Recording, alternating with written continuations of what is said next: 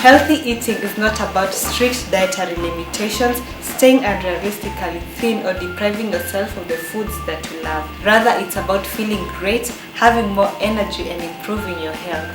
The essential tip to eating healthy is to eat foods mostly derived from plants and limiting highly processed foods. Here are our guidelines to building a healthy diet. Hi guys, this is Mama Kebobo. I'm a huge foodie. I love food.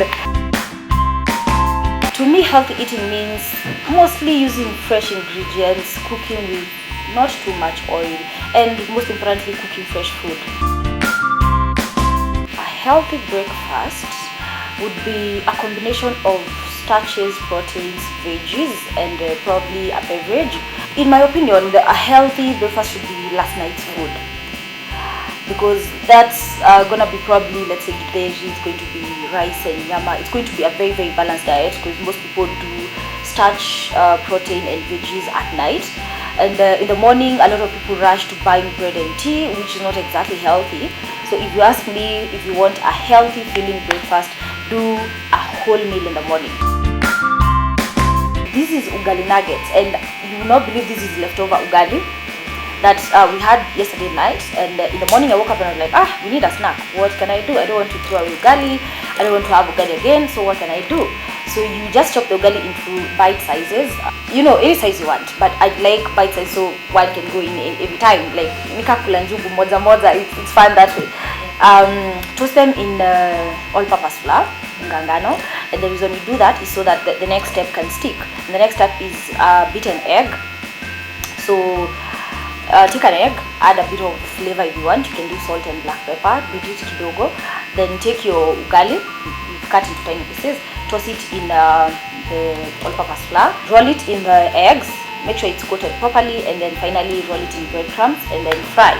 So you serve that with a dip. This is a yogurt dip. I've shared this recipe in my books, so you can get my books if you want to know how. But for this one, it's very easy. Just take yogurt, and I mean mala.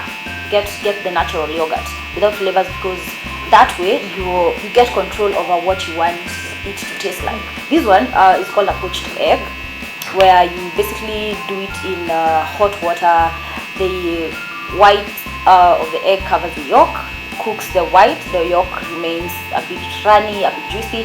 It's not raw, and that's a problem with what we were taught by our mothers. They say don't eat raw egg, don't eat a raw yolk. It's actually very healthy, and it's not raw. So you just take the poached egg, again in flour, the same process I did here. You put it in ungangano, and then in another beaten egg, and then in breadcrumbs, and then you fry for a minute. Once the golden color is there, you can serve. So ideally you should serve this on top of maybe a bread, a toast or something, so that when you cut, the cream pours and then you're able to use it with the toast. A very easy way of making sure your dinner is light is taking away a lot of starch from your dinner. So if you're having ugali, it should be a very tiny piece, like a very small piece. Then you can go big on veggies and the protein, not like too much for the protein, because you can't have like a whole kg of nyama and tell yourself it's a healthy meal. So a good portion of proteins and veggies and a very small portion of starch is going to define a very light dinner. Some of the reasons why a lot of kids don't like veggies is to do with how they are cooked. I've done a test run with broccoli. Of course, a lot of people say, oh, it's very tasteless, I don't like broccoli, kids don't like broccoli. But then I did a sample with about 40 kids. I wanted to test if they can eat broccoli. And turns out it wasn't bad.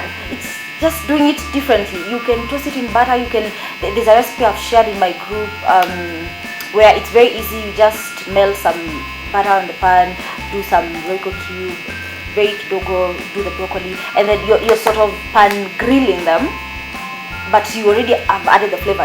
You sprinkle kidogo black pepper and salt.